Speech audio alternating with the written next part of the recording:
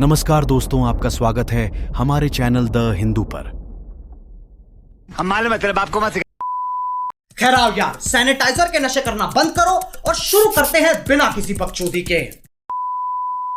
हमारे राहुल गांधी जी वो थोड़े दिन पहले लद्दाख गए थे और वहाँ वो पैंगोंग लेक पर गए और उन्होंने देखा हमारी हजारों किलोमीटर ज़मीन पर चीन ने कब्जा कर लिया है, चीन ने ले ली है और आप कुछ कर नहीं रहे। ये अच्छी बात है कि वो पैंगोंग सो गए और जो ज़मीन जो उन्होंने दूर में देखी ना, इसकी मैं आपको इतिहास बताता हूँ। 1959 में चीनी आए वहाँ और 59 और 1962 के बीच में 3 साल में उन्होंने उस एरिया को कब्जा कर लिया था। जो 1962 वॉर में वहाँ एक बहुत मशहूर जगह है खुरनाक फोर्ट। ये जगह अभी नहीं गई, ये जगह 62 में गई। तो जब वो चीन की बात करते हैं और ज़मीन की बात करते हैं, सबसे पहले तो सोचना चाहिए कि अगर भारत की ज़मीन गई, और ज़मीन गई 38,000 किलोमीटर गई, कब गई? 62 में गई। वो तो कह रहे हैं कि मोदी जी ने दे दी सारी ज़मीन शी जिनपिंग को 1962 में।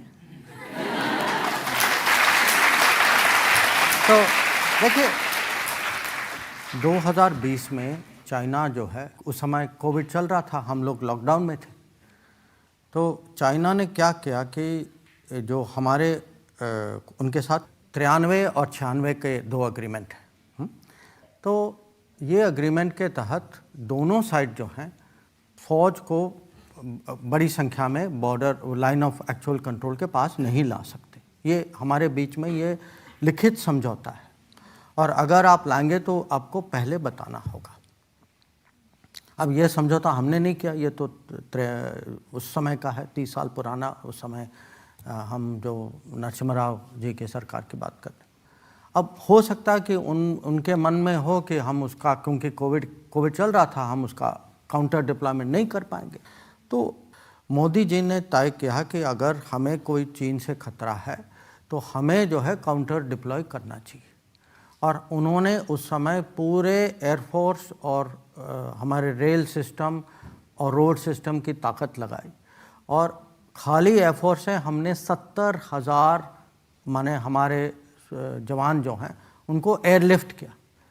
हमने टैंक्स को भी एयरलिफ्ट किया। हमने जो बड़े बड़े गन्स जो हैं, ट्रक्स, सबको, क्योंकि उस समय वहाँ अप्रैल के समय में बर्फ़ होती तो वहाँ रोड भी।